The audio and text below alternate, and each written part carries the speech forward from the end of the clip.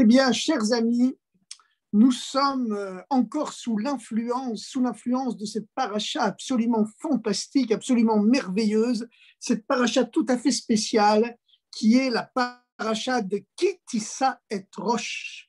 Quand tu élèveras la tête, tu lèveras la tête des enfants d'Israël afin de les insérer dans le conte pour que véritablement chaque juif du monde, le peuple juif de façon générale, soit un peuple qui compte, devienne un peuple qui compte avec lequel il faut compter.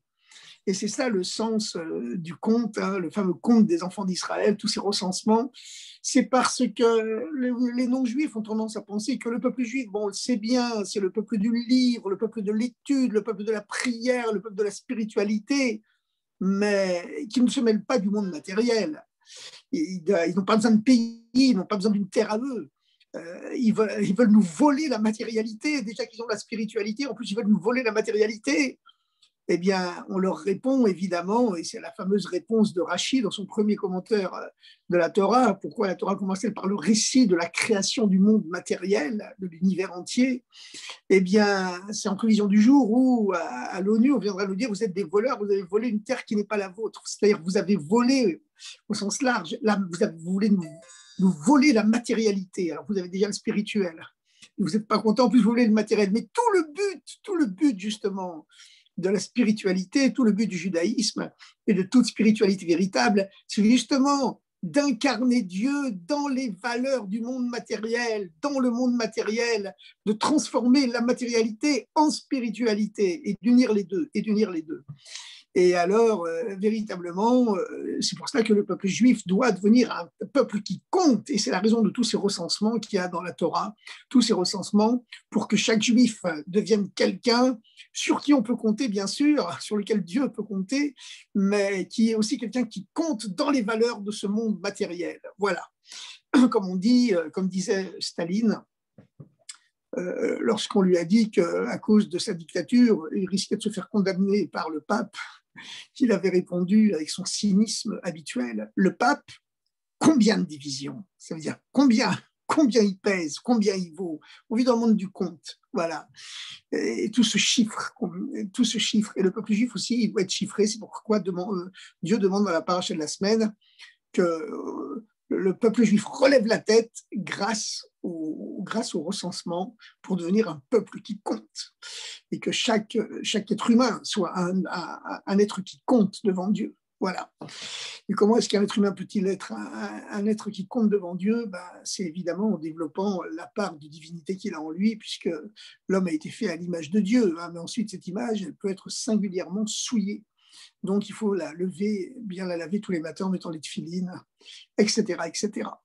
Alors, chers amis, Parachat Ki Tisa, c'est une paracha absolument exceptionnelle. On est sous son influence encore pendant les 3 premiers jours de la semaine, jusqu'au mardi soir, jusqu'au moment limite de Havdalah. Ensuite, mercredi, jeudi, vendredi, c'est surtout sous l'influence de la paracha nouvelle. Et cette fois-ci, il y en a 2 en une seule. Il y a à la fois Verakel et Picoudé pour conclure en beauté tout le Sefer Shemot, tout le livre de l'Exode.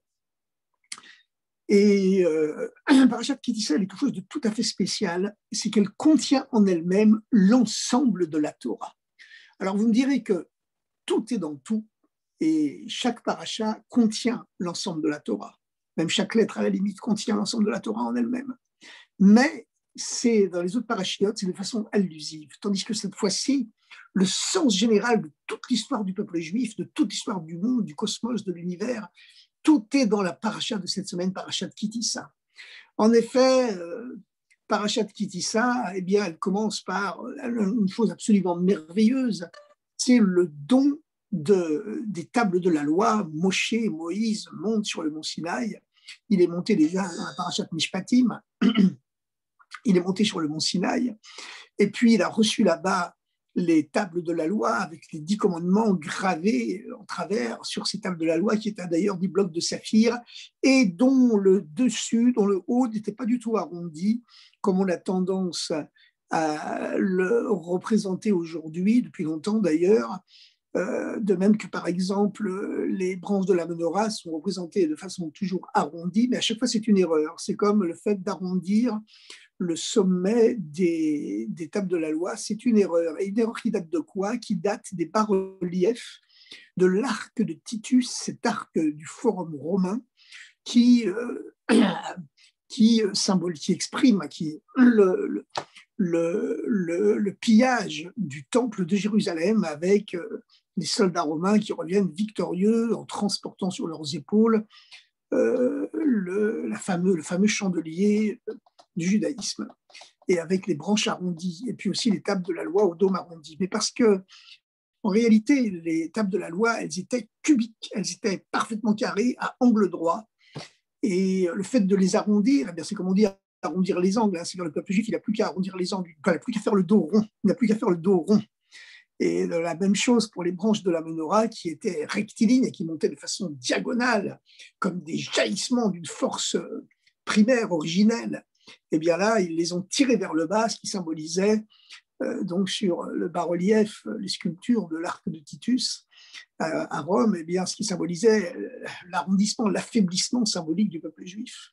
Et malheureusement, les Juifs ont eu tendance à reproduire cette faiblesse, ce défaut, ce symbole de l'affaiblissement qui leur avait été attribué par leurs oppresseurs, par les Romains, par leurs vainqueurs, malheureusement à cette époque-là.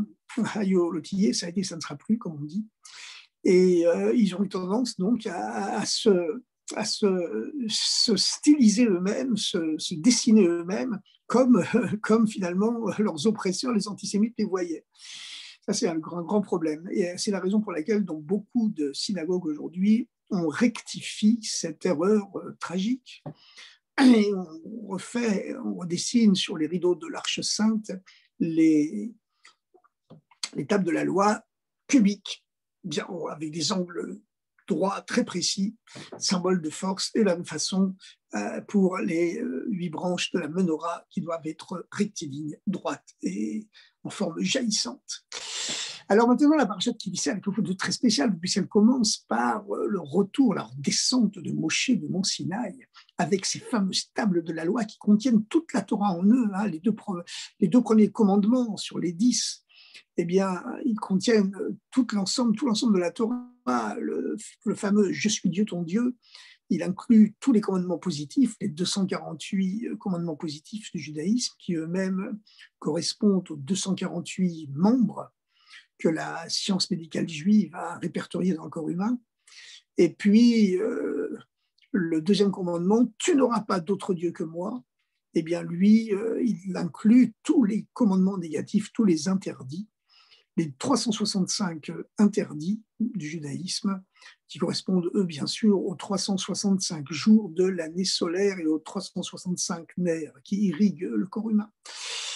Et voilà, donc il redescend avec les tables de la loi, c'est quelque chose de merveilleux. Et puis l'horreur, les Hébreux entraînés par les mauvais convertis, le Erev Rav, comme on l'appelle, ces Égyptiens qui s'étaient convertis, mais vraiment pas de bonne foi. Ils avaient été impressionnés par les 10 plaies qui avaient écrasé leur peuple, l'Égypte. Donc ils avaient été fascinés par la superpuissance juive, en vérité qui était celle de Dieu. Et il n'est pas celle des Juifs eux-mêmes, c'était celle de Dieu. Donc, ils s'étaient convertis hâtivement, et Moïse, dans sa soif de bien faire, sans consulter Dieu pour une fois, eh bien, il les avait convertis au judaïsme. Et puis alors, eux, dès que Moïse est monté sur le mont Sinaï et qu'il est resté 40 jours là-haut, ils se sont trompés dans leur compte, ils ont pensé qu'il était resté trop longtemps, ils se sont sentis complètement orphelins parce qu'ils n'avaient plus de représentation matérielle pour symboliser Dieu, pour exprimer la divinité. Ils n'avaient pas l'habitude de ça, ils n'ont pas pu supporter, et ils ont fait le fameux veau d'or, ils ont persuadé sous la menace à Aaron de faire ce veau d'or.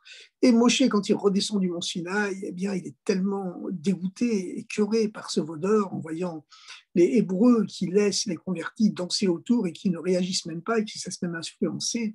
Qu'est-ce qu'il fait, Moshe? Eh bien, il brise les tables de la loi, il les jette par terre, et ensuite il pulvérise le veau d'or et il jette la poussière d'or dans le ruisseau et il en fait boire les enfants d'Israël et les nouveaux convertis. Et ensuite, il est obligé de remonter sur le mont Sinaï pendant 2 fois 40 jours et il redescend à Yom Kippour avec les deuxièmes tables de la loi qui sont encore plus brillantes que les premières, au point que lorsque Moïse redescend avec les deuxièmes tables de la loi, son visage flamboie de lumière, il resplendit d'une telle lumière que les Hébreux, les Juifs et les convertis, plus personne ne peut le regarder en face, tellement sa lumière est aveuglante, et il est obligé de porter un voile, voilà. Il est obligé de porter un voile. Et donc, pourquoi est-ce que Moshe Rabbeinu, il est monté à un niveau tellement haut grâce à ces deuxièmes tables? C'est que avant le péché du veau d'or, le peuple juif venait de naître. Il venait de naître à la sortie d'Égypte. Donc, il était au niveau de tzaddik, d'enfant pur qui n'a jamais péché. Et puis, par le péché du veau d'or, il tombe très très bas, bien sûr. Il a ramené sur terre les conséquences du péché de l'arbre de la connaissance, du bien et du mal, dont on s'était débarrassé lors du don de la Torah. Et donc, le peuple juif est tombé très bas, mais finalement, le peuple juif fait teshuva. Il regrette sa faute et il revient à ce qu'il était auparavant. Et il retourne à ses valeurs, il retourne à Dieu avec 2 fois plus d'amplitude qu'il ne l'avait auparavant. Il passe du degré de tzaddik, de juste parfait, qui n'a jamais fauté, mais finalement qui n'a jamais connu le mal, donc qui n'a jamais pu transformer l'obscurité en lumière, puisqu'il n'a jamais été en contact avec l'obscurité. Or, le Messie, le Mashiach, ne peut venir que d'une lumière qui n'est pas née lumière. Il ne peut venir que d'une lumière qui est née ténèbres, obscurité absolue. Et c'est seulement lorsque les ténèbres se transforment en lumière, à ce moment-là, c'est la lumière du Mashiach, la lumière de la rédemption, de la libération, la lumière de la transcendance. Eh bien, c'est la raison pour laquelle le peuple juif collectivement passe du niveau de tzaddik, du niveau de juste parfait qui n'a jamais fait, qui n'a jamais fauté, c'est un très haut niveau certainement, mais il passe à un niveau beaucoup plus haut qui n'a plus rien à voir, le niveau de ce qu'on appelle Baal Teshuvah, le maître du retour, en bon français, c'est-à-dire celui qui est tombé et qui s'est relevé. Et pourquoi Dieu a-t-il permis cette faute? Puisque finalement, même si l'être humain, bien sûr, a le libre arbitre, il a la liberté de choisir entre le bien et le mal, l'idolâtrie ou le monothéisme, mais s'il pêche, c'est que Dieu l'a laissé pécher quand même. Et puis peut-être même Dieu l'a influencé, l'a poussé, comme c'était le cas pour le péché de l'arbre de la connaissance. Parce que finalement, il y a un mystère profond qui fait que Dieu a créé le monde avec une dose de ténèbres, sinon le monde ne pourrait pas vivre s'il n'y avait pas cette dose de ténèbres-là. Parce que fondamentalement, la seule existence véritable, c'est Dieu. Dieu est tout et tout est Dieu. Mais pour que le monde existe, il faut un petit mensonge au départ. Il faut que les êtres humains et même les anges se ressentent qu'ils existent. Sinon, ils n'avaient pas cette conscience de l'ego, mais l'ego en lui-même, c'est un mal. Donc, quelquefois, ce monde repose quelque part sur une supercherie, sur une escroquerie, sur un mensonge. Voilà. Alors, c'est le fait que les êtres humains et même les créatures célestes se sentent exister par eux-mêmes, alors qu'en réalité, Dieu est tout, et tout est Dieu. Et donc, puisque finalement, chaque monde n'est que le résultat d'un voile de Dieu, Dieu qui se voile, et comme la lumière divine se voile, alors un premier monde apparaît. D'ailleurs, en hébreu, le mot olam qui veut dire monde, c'est la même lettre que le mot helem qui veut dire voile. Dieu se voile une première fois et il peut apparaître à travers 10 qualités, parce que plus haut que ça, il était insondable et indéfinissable. C'est ce qu'on appelle le monde de Hatzilut, c'est le monde du dévoilement de Dieu par les fameuses 10 sphirotes. Et puis ensuite, Dieu se voile encore une fois, il y a déjà un monde de la création, avec des créatures célestes, des anges qui apparaissent. Dieu se voile une 3e fois, il y a un monde encore plus bas, une 4e fois, et c'est le voile de Dieu à travers les 4 lettres du nom de Dieu, qui correspondent aux 4 mondes. Et quand on arrive dans ce monde à nous, eh bien Dieu se voile complètement. Voilà, et ça revient aux êtres humains de le dévoiler. Alors maintenant, donc, au début, évidemment, la création, c'est quelque chose de magnifique. Et vous savez que ce monde, toute cette histoire de ce monde, dans le but, bien sûr, c'est le dévoilement de Dieu dans la matière, dans le monde matériel, avec les temps messianiques. Eh bien, tout est contenu dans la parashat Kitissa. Au début, il y a le don des premières tables de la loi. Le peuple juif est pur, il vient de naître comme un bébé qui sort du ventre de sa mère. Le peuple juif venait de sortir de l'Égypte. On dit que c'est comme un bébé qui vient de sortir du ventre de sa mère. Tant que le peuple juif était esclave en Égypte, il était comparable, disent nos sages, à un fœtus dans le ventre de sa maman. Et puis au moment où il naît, c'est la fête de Pessah. Ça y est, il acquiert son autonomie. Et puis, voilà, c'est la naissance du peuple juif, c'est Pessah. voilà, il n'y a plus que 3 semaines avant Pessah, d'ailleurs. Hein. On passe de la libération de Pourim, qui est une libération partielle, à la libération de Pessah, qui est une libération totale. Et alors,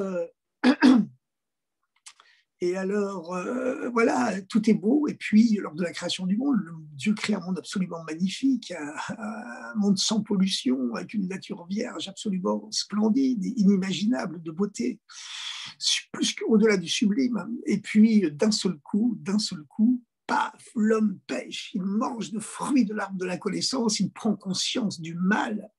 Il prend conscience du mal, et voilà, comme cela lui était interdit de le faire, jusqu'à l'entrée du premier Shabbat. Donc ça, en soi-même, c'est mal. Donc c'est le péché qui casse tout ce que le monde a fait, tout ce que Dieu a fait.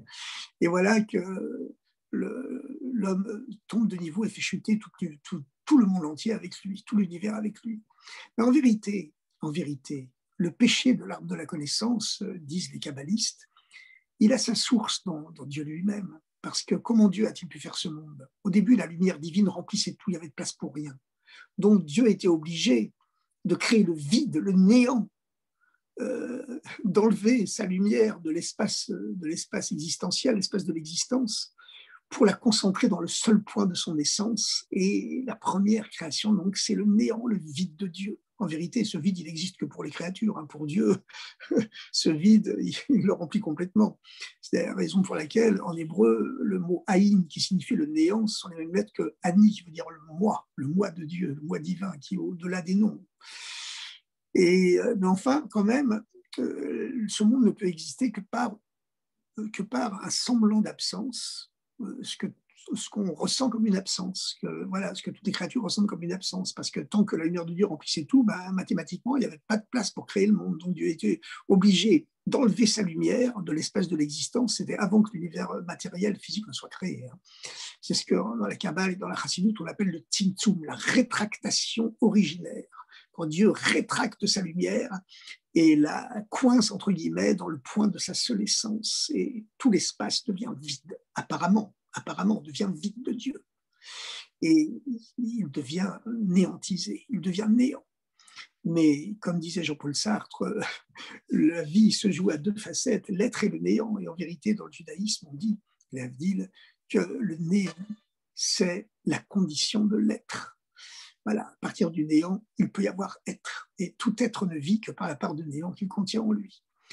Alors donc, voilà, c'est ce qu'on appelle le Tzimtzum Arishon, la première disparition, entre guillemets, de Dieu, la rétractation de la lumière divine, qui apparaît comme l'absence de la lumière de Dieu. On dit, où est Dieu? Où est Dieu? Et il y a des moments dans la vie où on dit, où est Dieu? Où est Dieu? Et bien voilà, parce que c'est la reproduction à une échelle individuelle ou une échelle collective lors des grandes catastrophes hayolotiées, ça a été, ça sera plus, qui nous apparaissent comme une absence de Dieu, mais en vérité, c'est fait pour qu'il y ait une lumière plus grande qui se dévoile après. Voilà, c'est comme ça. C'est comme ça que Dieu a fait le monde la première fois, et c'est comme ça que ça se répercute, que ça se reproduit au fil de l'histoire. Comme disait le rabbi précédent, on n'est pas là pour justifier Dieu. Hein. On est là simplement de faire un constat. C'est comme ça que Dieu a créé le monde, c'est comme ça qu'il marche. Le monde n'aurait pas pu exister. Voilà, c'est comme ça.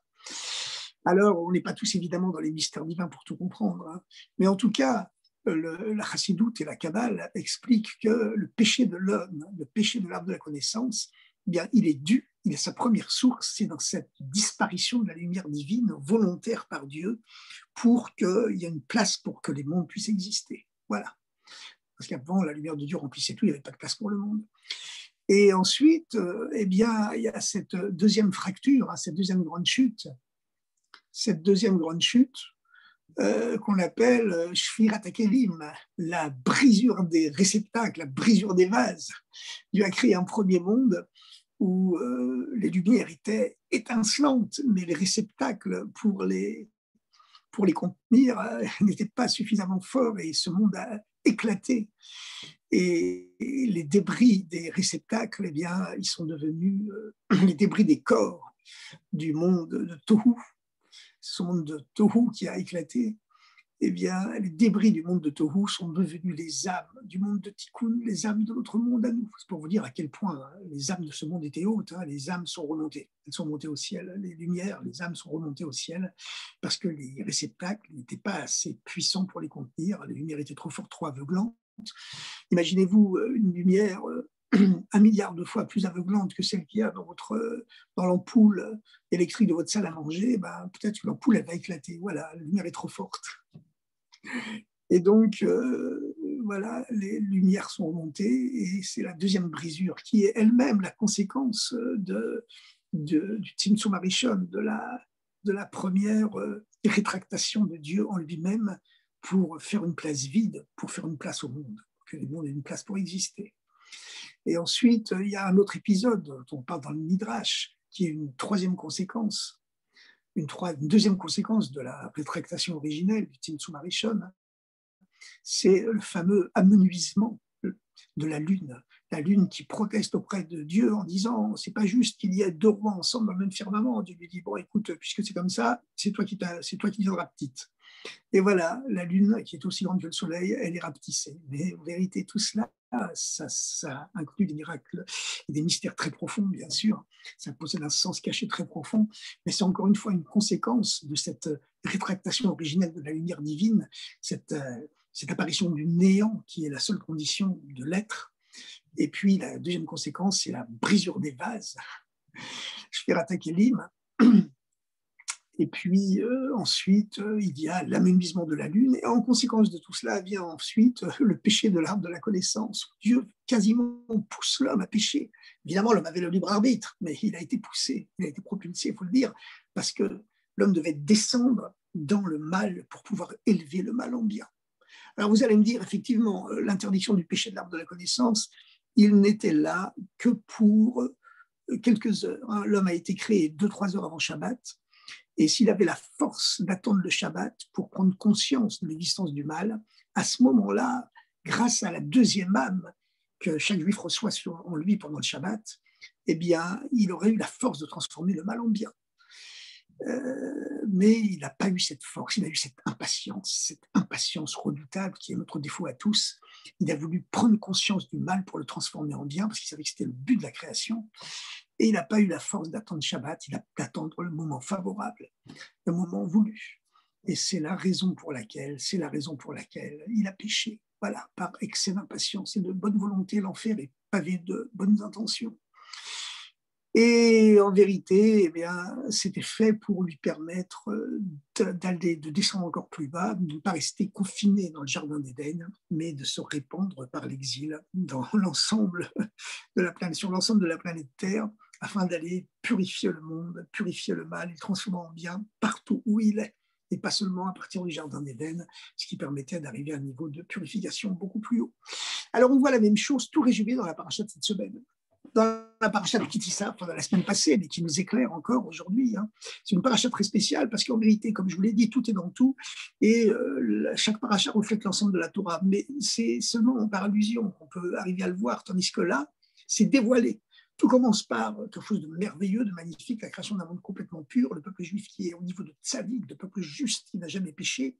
Moïse descend victorieusement avec les premières tables de la loi qui ont été écrites par la main de Dieu lui-même, sculptées par la main de Dieu lui-même. Et puis, voilà, en voyant le peuple juif en train de danser autour du veau d'or, il brise les tables de la loi. Il brise les tables de la loi pour sauver la vie du peuple juif. Parce que l'étape de la loi, c'était le contrat de mariage entre Dieu et le peuple juif, et par l'intermédiaire du peuple juif, de l'ensemble de l'humanité, bien sûr. Alors, donc Moïse, évidemment, il est dans une situation instable. Il a dit, oulala, Dieu veut condamner le peuple juif à mort puisqu'il est coupable d'adultère. Alors, qu'est-ce qu'il fait Moïse? Eh bien, il brise l'acte de mariage, il le fait disparaître. Il se retourne vers Dieu, il peut maintenant se retourner vers Dieu en disant à Dieu, mais où est l'acte de mariage? De quel droit tu peux condamner ce peuple juif, ton épouse à mort, alors qu'il n'y a aucun contrat de mariage? Donc c'est toi Dieu qui est hors la loi, puisque ce peuple juif, objectivement, n'est pas marié, il n'y a pas d'acte de mariage. Et en faisant cela, Moïse sacrifie ce qui est plus cher que sa propre vie, la Torah, pour sauver le peuple juif. C'est le grand acte de Moïse. C'est la raison pour laquelle le dernier passage de la Torah, le dernier verset de la Torah, parle de l'exploit Yad Chazaka, l'école Israël, la Yad Chazaka, la main forte dont Moïse avait fait preuve aux yeux de tout Israël. Et Rashi, notre grand commentateur, Rashi, l'unique, le grand commentateur, explique en quoi consiste cette main forte dont Moïse avait fait preuve aux yeux de tout Israël? Bien dit Rachi, c'est qu'il avait cassé les tables de la loi.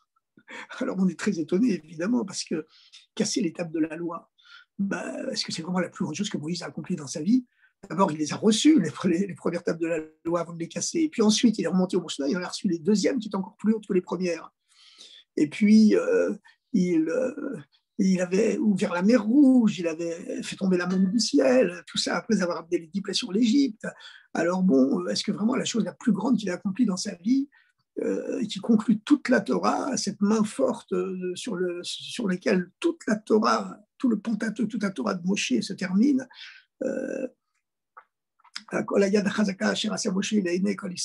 toute cette main forte dont il a fait preuve aux yeux de tout Israël, c'est vraiment d'avoir brisé l'étape de la loi. C'est étonnant ce commentaire de Rachi, surtout qu'il faut toujours terminer par une note positive. Et Rachi conclut en disant, et Dieu l'a félicité pour cela, en lui disant Yachar Kochachash, Koyer, félicitations, Asher Shivarta, que tu as brisé, tu as cassé. On ne termine pas sur une note positive, on termine sur le mot casser, briser, le contraire de la construction. L'homme est là pour construire, il n'est pas là pour casser. Eh bien, la raison, c'est qu'en vérité, en agissant ainsi, en sacrifiant l'étape de la loi, l'acte de mariage entre Dieu et le peuple juif, aux yeux du monde entier, pour sauver le peuple juif qui était passible de mort parce qu'il était coupable d'adultère, eh bien, Moshe a sauvé la vie du peuple juif. Et il a sacrifié ce contrat de mariage qui était la Torah. Et la Torah, c'était plus que sa propre vie. Dans la paracha de Kitissa, Moshe dit également à Dieu, si tu veux exterminer ce peuple, eh bien, extermine-moi moi en premier. Mais efface-moi de ton livre que tu as écrit. Mais ce peuple, tu le laisses vivre. Mais ça ne suffisait pas. Il fallait aussi, devant le tribunal céleste, une preuve tangible, montrer qu'en vérité, le peuple juif n'est pas coupable d'adultère puisqu'il n'est pas marié avec Dieu. Le contrat de mariage n'existe pas. Donc, lorsque dans le tribunal céleste, le procureur dit « Eh bien, nous allons montrer le contrat de mariage pour montrer que ce peuple est coupable d'adultère. Il a trompé Dieu avec le veau d'or. » Et bien, à ce point-là, Moïse, le défenseur, arrive, l'avocat de la défense arrive en disant « Mais oui, monsieur le procureur, montrez le contrat de mariage. » Il n'y a plus de contrat de mariage. Moshe vient de le détruire, il vient de détruire l'étape de la loi. Et c'est ainsi que Moshe, il a sacrifié plus que sa propre vie. Il a dit à Dieu, efface-moi de ton livre que tu as écrit. Ça veut dire, il donnait sa vie pour sauver le peuple juif. Mais en vérité, pour Moshe, sa Torah, les 10 commandements qui contiennent toute la Torah, c'était plus cher que sa propre vie pour lui. Et ça aussi, il a sacrifié pour sauver le peuple juif.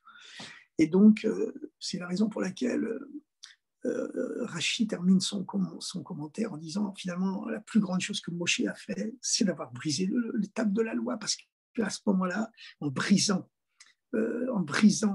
l'alliance avec Dieu pour sauver l'humanité, eh bien, il a montré qu'il avait vraiment compris le sens profond de la Torah.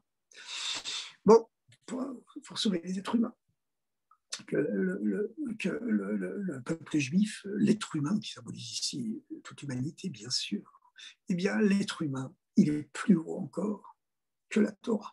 Et la Torah, le peuple juif n'a pas été créé pour la Torah, c'est la Torah qui a été créée pour servir le peuple juif. Alors, chers amis, mais ça, il fallait que Moshe nous l'enseigne pour le comprendre, parce qu'on a tendance à dire le contraire. Voilà, d'ailleurs, c'est même une question qu'un Tana, un grand maître du Talmud, a posée un jour au prophète Élie en lui demandant mais qu'est-ce qui est plus important, la Torah ou Israël? Et le prophète Élie répond à ce Tana, écoute, tu vas demander à n'importe qui dans la rue, il va te répondre c'est la Torah. Mais en vérité, c'est faux. C'est Israël qui a la priorité, comme on le voit ici avec l'affaire de Moshe. Mais voilà, c'est pour vous montrer que ce n'était pas évident à l'avance. Et Moshe a dû faire preuve de beaucoup d'initiatives personnelles pour opérer ce choix plus que Cornélie. Alors en tout cas, donc on voit un peu une réédition finalement de toute l'histoire de l'humanité dans la paracha de cette semaine. Le peuple juif vient de naître, c'est un tzaddik, il est pur, il est complètement pur, il n'a fait aucune faute puisqu'il vient de naître. Il est au niveau de tzaddik, puis brusquement il chute comme Adam Rishon qui tombe et qui fait tomber toute la création avec le péché de l'arbre de la connaissance. Mais ensuite, ça lui permet d'accéder, grâce à ce péché, il peut monter à un niveau beaucoup, beaucoup plus haut. Il peut monter au niveau de Baal Tshuva, un niveau que le tzaddik ne peut pas atteindre. Un tzaddik ne peut jamais devenir un Baal Tchouva. Pour ça, il faut tomber pour pouvoir monter vraiment à ce niveau-là. Et ce niveau-là, il est tellement plus haut, il est sans aucun rapport avec, avec le niveau de tzaddik, que quand Moshe reçoit les deuxièmes tables et qu'il redescend avec, son visage flamboie de lumière, tellement la lumière irradiante des deuxièmes tables, elle est supérieure à celle des premières. Donc, si vous voulez, nous avons ici tout le sens du mystère de l'histoire, de l'humanité. Nous avons la création au départ qui est parfaite, qui est merveilleuse, la chute. Mais cette chute, elle existe pour un but. Le but, c'est la venue du Mashiach, c'est la délivrance, symbolisée ici par le don des deuxièmes tables de la loi, le deuxième décalogue, qui fait flamboyer de lumière le visage de Moshe.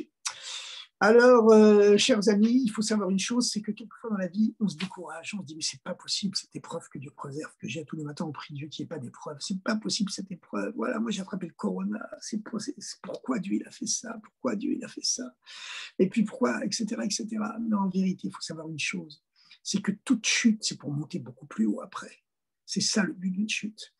Vous savez, c'est pas une chose nouvelle dans la Torah, au milieu du 19e siècle, à l'époque de la resplendissance du petit village de Lubavitch. Enfin, c'était un gros village, mais c'était quand même un village. Un shtepel, comme on disait, blotti au creux des forêts russes. Eh bien, évidemment, les Juifs venaient pèleriner de toute la Russie, des semaines de voyage à pied, quelquefois pour y arriver. Et puis, à l'époque, le rabbi, c'était le Tzemar Tzedek. Alors, à l'époque, évidemment, tout le monde était religieux. Hein. Les non-juifs étaient chrétiens, et les juifs, les Havidim, étaient religieux. Et voilà, tout le monde, on ne concevait pas son identité en dehors d'une identité religieuse. Voilà. Et donc, c'était exceptionnel. Ça n'arrivait pas que quelqu'un quitte le giron de la religion. Et puis, qu'est-ce qu'on apprend à Lubavitch? Voilà, un enfant d'une famille chassidique qui est devenu adulte, et puis voilà, il s'est éloigné du judaïsme, il ne pratique plus. Alors tout le monde parle de lui, il y a les cancans dans les petits villages, hein, à l'époque, même si c'est un grand village. Tout le monde, il est tombé, celui-là, il est tombé, vous vous rendez compte, un tel, il est tombé, oh là là, du jamais vu. Et le rabbi de Tzemar Tzedek rétorque froidement, mais qu'est-ce qu'il a s'il est tombé? Tant qu'on n'est pas tombé, on ne peut pas monter. Voilà. Alors évidemment, hein, la Torah nous dit d'un autre côté, celui qui pêche, qui tombe volontairement en disant c'est pas grave, hein, je ferai tchouva après, comme ça je monterai un niveau plus haut, celui-là, Dieu lui ferme les portes de la tchouva. Il lui ferme les portes du retour. Parce que pour revenir, il faut une aide de Dieu. De la même façon que Dieu, il incite l'homme quelquefois à tomber pour élever les étincelles qui sont perdues dans le mal, afin de transformer l'obscurité du monde en lumière. Eh bien, Dieu pousse incidemment l'homme à cela. Mais l'homme a toujours son libre arbitre, il peut toujours résister. Mais enfin, c'est difficile de résister à Dieu quelquefois.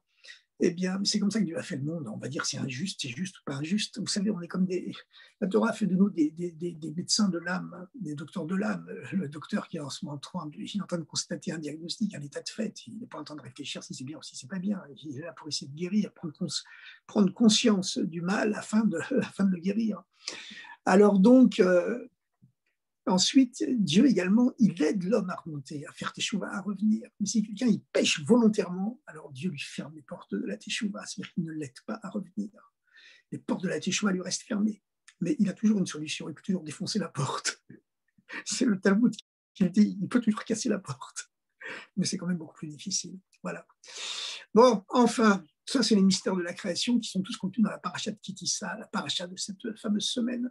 En dehors de ça, quelque chose d'impressionnant dans la paracha de Kitissa, c'est que finalement, lorsque Moïse demande à Dieu, mais comment le peuple juif méritera-t-il finalement d'être complètement racheté, qu'il n'y ait plus de traces de cette terrible faute de l'idolâtrie?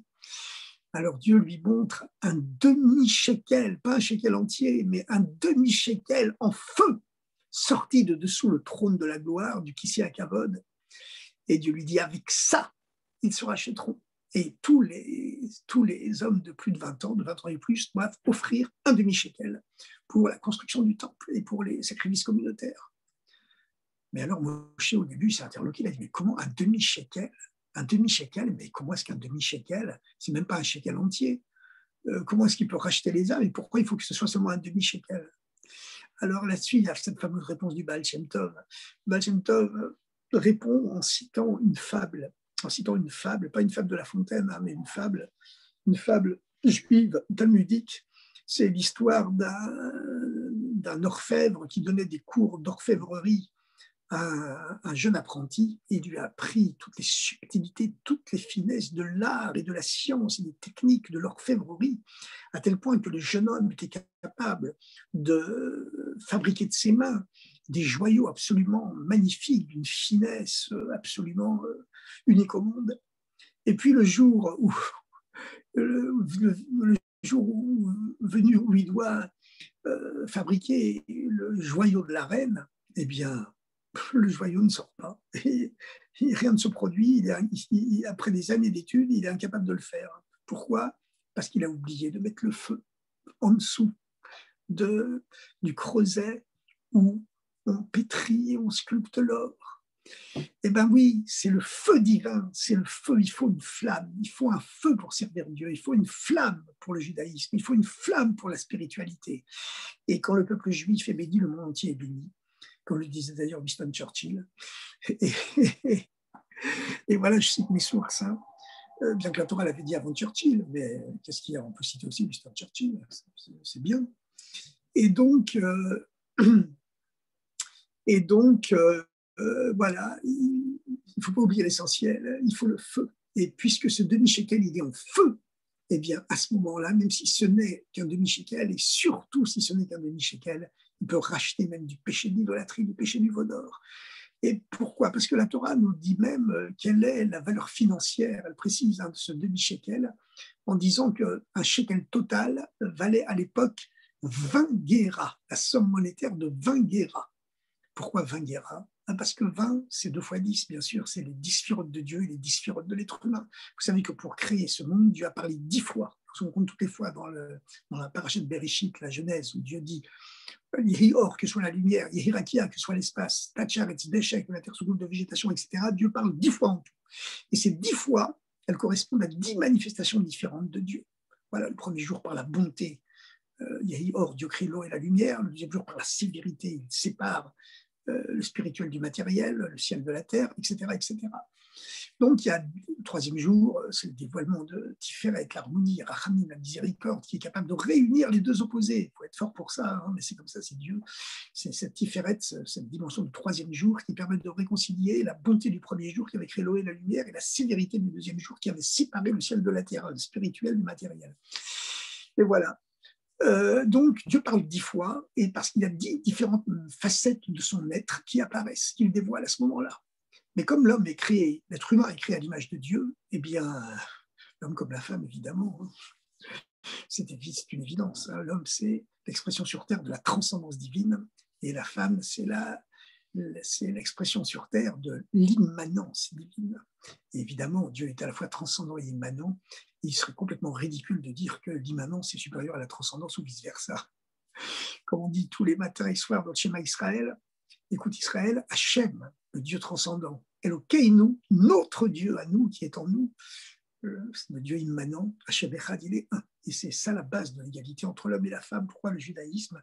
C'est la première spiritualité qui a proclamé, qui est capable de proclamer l'égalité totale entre l'homme et la femme. L'homme est l'expression de la transcendance, Hachem, et la femme de l'immanence, Elokeinu. Eh bien, chers amis, voilà, c'est tout le sens donc de la parasha de Ki Tisa. Comme l'être humain il est construit lui aussi à l'image de Dieu, c'est-à-dire avec ses 10 forces, il est composé de 10 forces intérieures, qui à l'image des 10 sphirotes, eh bien, la Torah nous précise dans cette parasha Ki Tisa que le shekel vaut 20 guéras et l'homme doit apporter à Dieu un demi-shekel, il doit apporter à Dieu toutes les 10 facettes de son âme, il doit donner à Dieu toutes les 10 forces de son être. Et à ce moment-là, Dieu lui répond en faisant descendre sur lui, et en lui également, les 10 facettes de son âme, l'âme divine, les 10 forces divines qui ont créé le monde et le recréent sans cesse du néant à l'être. Et donc, voilà, l'être humain va se rappeler qu'il n'est qu'une moitié de lui-même sans Dieu. Et en vérité, Dieu aussi, hein, c'est une façon de lui rappeler que sans le peuple juif, eh bien Dieu aussi, quelque part, il n'est qu'une moitié de lui-même. Alors, c'est les mots du Rabbi. Les mots du Rabbi. Donc, chers amis, avec toutes ces merveilleuses nouvelles, on sent véritablement qu'on est en train d'entrer toute voile dehors vers les temps messianiques, vers l'ère messianique. Et vous savez, moi, je n'arrête pas de le répéter. Hein. Je dis, aujourd'hui, il y a plein de signes messianiques dans le monde. Hein. Moi, j'ai l'habitude de dire, regardez ces policiers français qui montent la garde devant nos écoles, qui sont devenus tellement respectueux envers les juifs, ils protègent nos écoles, ils protègent nos synagogues. Ces mêmes policiers qui, à 80 ans, ils mettaient nos parents dans les fourgons de la mort, aïoti, et ça ne sera plus évidemment. Eh bien, comment c'est possible une telle révolution? Ben, c'est parce que le Messie se dévoile. C'est le Messie se dévoile peu à peu, mais rapidement, avec Internet aujourd'hui. Les fax, c'est déjà dépassé depuis longtemps. Internet, bientôt, ça va aller plus vite qu'Internet. On pourra communiquer par la pensée. Voilà, tout ça, c'est pour accélérer encore la venue du Mashiach. C'est ça le but réel. Voilà, c'est comme le but d'Internet, c'est pour diffuser des paroles de Torah, les mystères de la Torah dans le monde entier.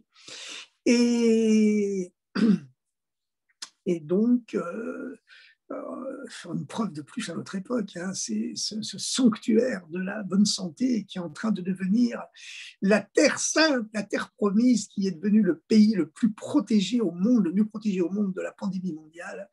Eh bien, évidemment, on souhaite que, évidemment, c'est écrit que quand Mashiach sera là, la terre sainte s'étendra au monde entier, le monde entier sera protégé.